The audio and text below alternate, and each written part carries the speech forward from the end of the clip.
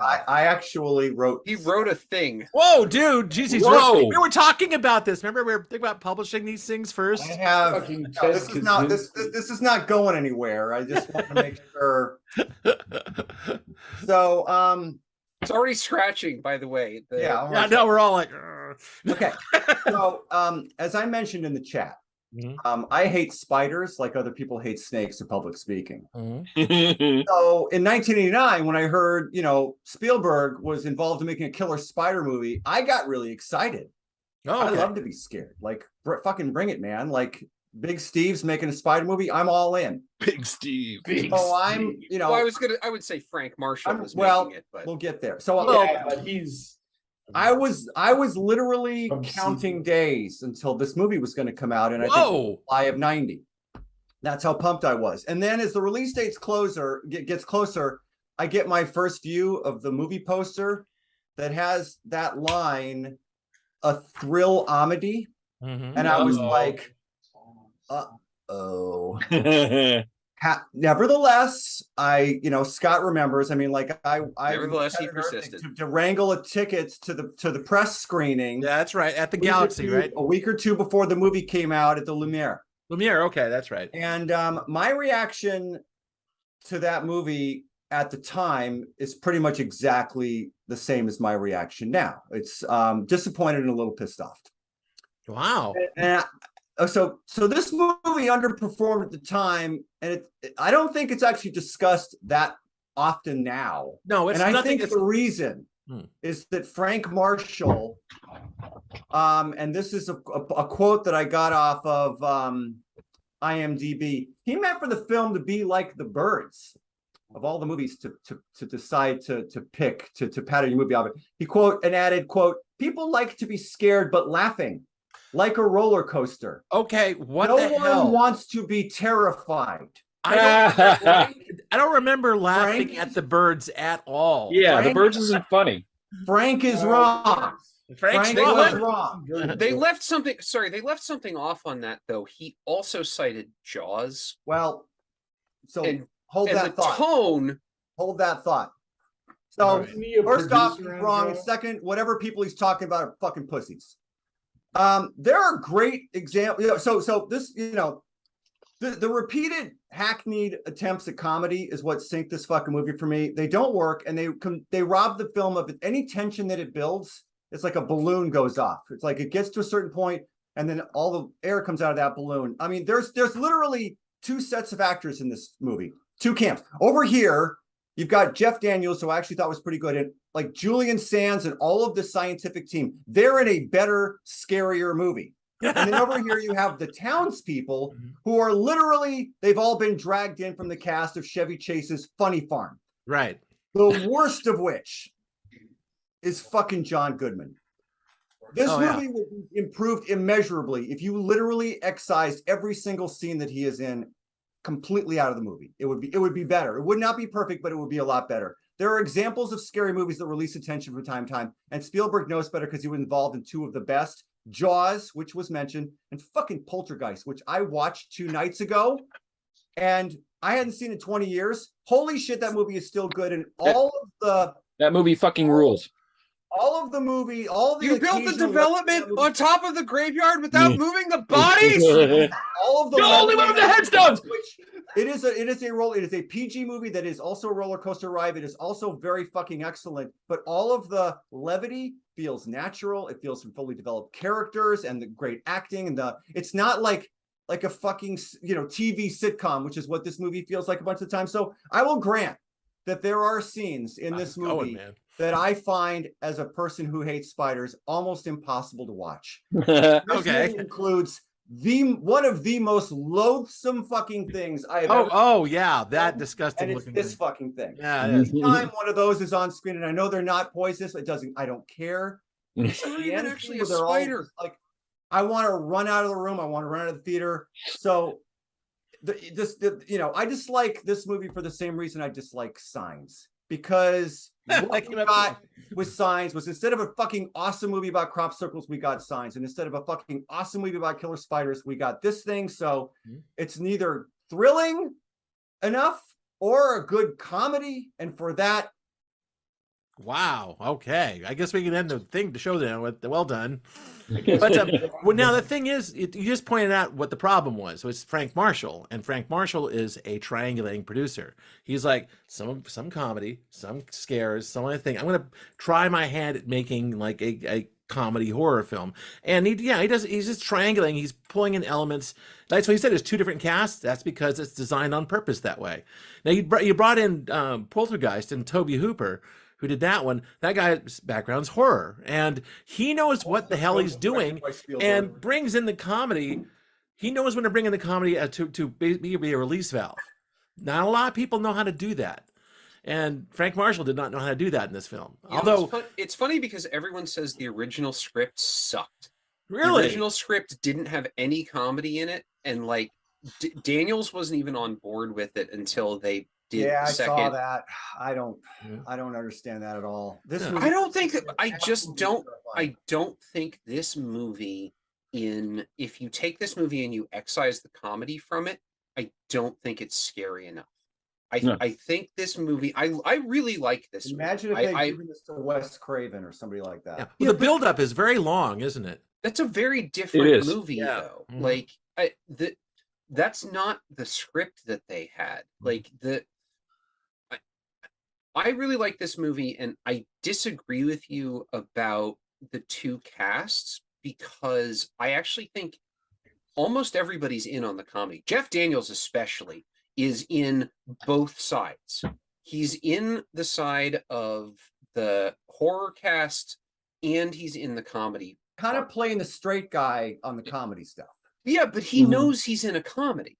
Like that's the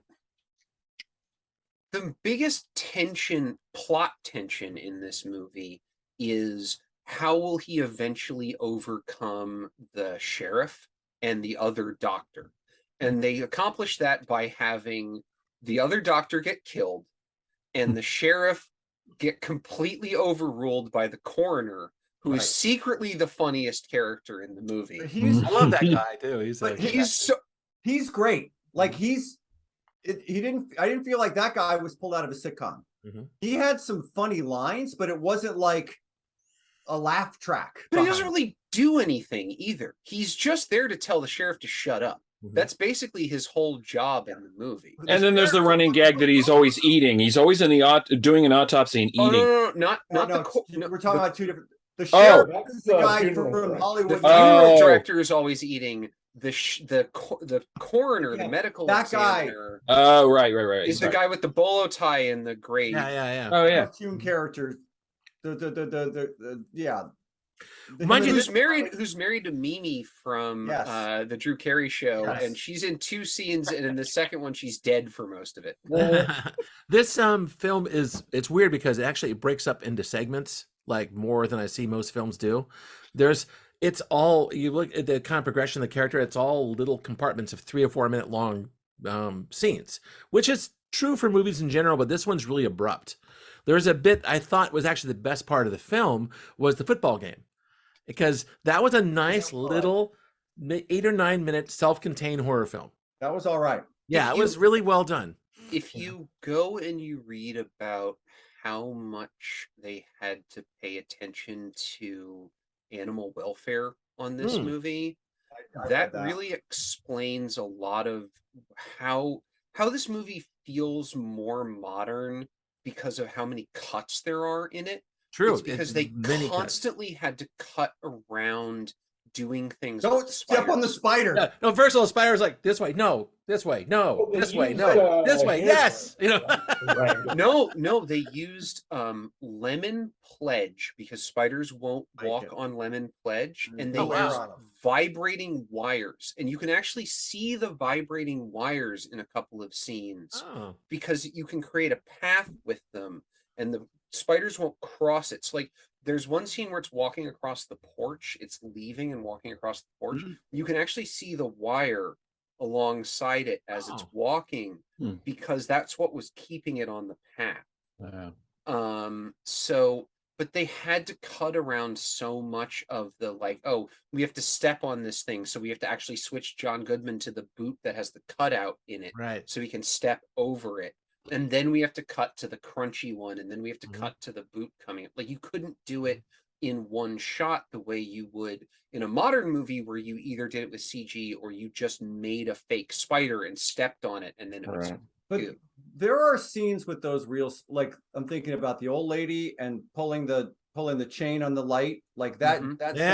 That's a good jump scare. No, there's a lot of real spiders. I love the really scene doing in the stuff. shower. The young This fucking scene, Yeah. Daniels, as someone who thinks everything in the dark is a fucking spider on the wall, like nailed it. Like, with the coat hook on the wall. Yeah, Yeah. and then he flips it back. And then the shit where they all like coming out of the walls, and I mean that's literally. I got to admit, when they came out of the sink, that shot behind you, I did go gaha. That one, that's like just. There's so many things that are utterly terrifying. The part where they put the actual Goliath bird eater on his leg, and so you're seeing it coming up in every time it's coming from the. You're looking at it from the front, it's the real spider, and every time you're looking at it from the back, it's the animatronic. I mean, even and the difference in how the legs move. Even this was okay. Oh, I thought the animatronic spider was actually really good. Yeah, I mean, some of the for what it was worth, it worked. It moved really well. Then they cut like it's like, and now let's go look at John Goodman, who's wandered in from a Looney Tunes cartoon. Yeah, like I disagree with you because I think John Goodman's character is really funny. Like, I think why? What does he do? He doesn't really.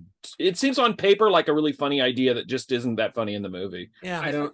I think he just sells. I think he just sells really like a good sort of out there local weirdo.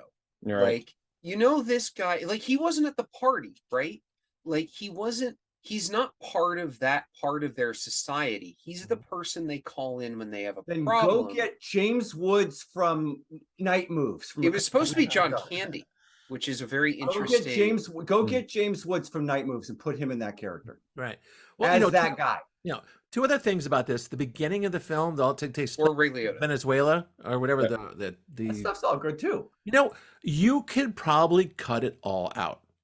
You could have the body show up. The falling from the tree thing. Oh, yeah, it's got a lot of creepy scares. Like one goes thump. But if you started the film with this desiccated body showing up and a spider crawling out, and there's used some exposition to get it done, you saved yourself 20 whole minutes. But that's not how they did movies back then. No, it's true. And actually, I thought was quite beautiful and neat looking, this stuff in the front. But it didn't really crank up the main plot. Again, it certainly gave that executive producer Steven Spielberg feel to it. Yes, it did. Ela Nubar is right over on the right. Yeah, right. They're going to open some kind of amusement park or something. Connected a plot line because it gives Julian Sands incentive to actually go to this little town because, like, oh wait, shit, that's that part. Yeah, but he didn't need to go to the town. He didn't really. Yeah. For me, some of the strongest shit in the movie is that thing right in the middle where the Julian Sands' assistant is in the house. Oh, and the fire jumps out of the wall, and they're like watching it on the table, like, and he can't move. Fear and gravitas they attach to holy fucking shit. What is that thing? Right. Like, that was all great. I think this movie does a really good job of setting things up and then paying them off later. And sometimes subverting the thing that it's paying off. There's a throwaway line really early in the movie where they're putting everything down in the cellar, and he's down there and he comes up and he's like, I need a good padlock to protect my investment because all of his fancy wine is in the basement. Oh, right. And you never see a shot of him buying the padlock or putting it on or anything else like that. The movie trusts you as a viewer enough that when he starts to go to the door, you're like, you put a fucking padlock on that, bro. And so he did. Right. You put a padlock on that. And then it cuts to the outside and you see the padlock banging around as he's trying to get out. It's also an American lock, which is a pretty fucking good padlock. Yeah, they're fairly indestructible, yeah. But they do it with the Julian Sands character asking about the photographer, and then a little bit later he mentions the name of the town and it sets off a little like, oh, what, I know the name of that town, I don't remember. And then it goes a little bit further than that and it's like, we got a desiccated body back from Venezuela a couple of months. Right. like it does a really good job of setting these things up and then paying them off. Like I think there's this, you know, this scene where he takes away the woman's hypertension medication, and then when she dies, it's like, oh, it's because you took her hypertension medication away. Like it does the thing that a lot of horror movies do really poorly, which is give the dismissal of the whatever the horror is a real basis in reality. Why does only one person believe that Jason Voorhees is here when we just found Timmy's head in the toilet? Right. Like, there's a reason in this movie for everything that happens. And I think that makes it a much better movie than a lot of other sort of junky 90s, 80s, 90s horror, is because there's an internal logic and consistency to everything that happens in. I'm not even disagreeing with any of that. It's the fucking lame ass attempts at comedy that. And I don't. And the reason that I disagree with you is because I don't think they're lame. I think they work. I think they work in the overall narrative structure of the movie. No, structurally, I think there were a few problems with it. Although I watched it with Eileen and we both really enjoyed it. I mean, laughed and that was really good and scary. Although I thought the end, the big, you know, Donnybrook. No, before that, the part where they're just trying to defeat the earthquake stuff is bad, except for knocking the wine bottle over and then all the wine pours out. That's funny. But anyway, I liked it. I thought it was a good tag, actually. I thought that was good because they moved away from the country to get away from the spiders, but they moved to San Francisco. 89 Quake was really fresh back then too, so I remember it. Yes, but the ending though with the big fighting the spiders, the big sack, and all like that, it was kind of chaotic and not as clear as I would have liked. You know, it was like dark and people running around. At some point, I'm going to throw a foam rubber spider at the lens. Yeah, pretty much. It felt kind of like they were throwing. Yeah, it was a lot of not really well storyboarded action. You know, so it got a little dull because it was just screaming and running around basically. You know, that was the thing. I'm pretty much in Chris's camp on this one. I thought it was disappointing in 1990. It was like, oh, it's a little dull. It's not super scary. It's not super funny either. It's exactly like I remembered it when Tad Pickett was like, oh, all right. It's the same movie I remember from 1990. Looking forward to, like, maybe this is aged better than I remember. You make a fairly good point. It's exactly what it was back in 90 or whatever. It's exactly what it was. If you liked it back then, you'll like it now. If you didn't like it back then, you won't like it. I liked it back in 90. I don't like it now.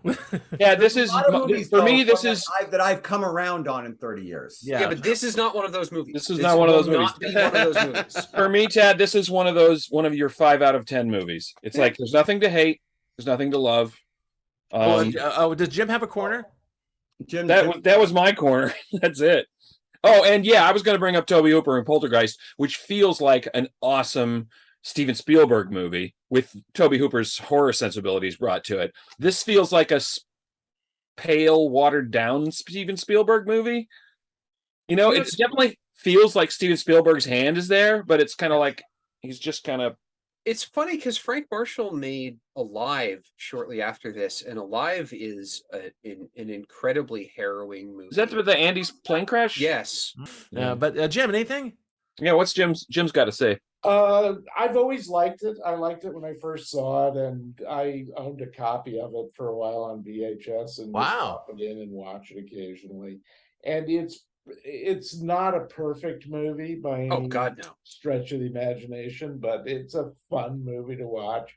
And I'm sort of freaked out by spiders. So. Jim, I see you.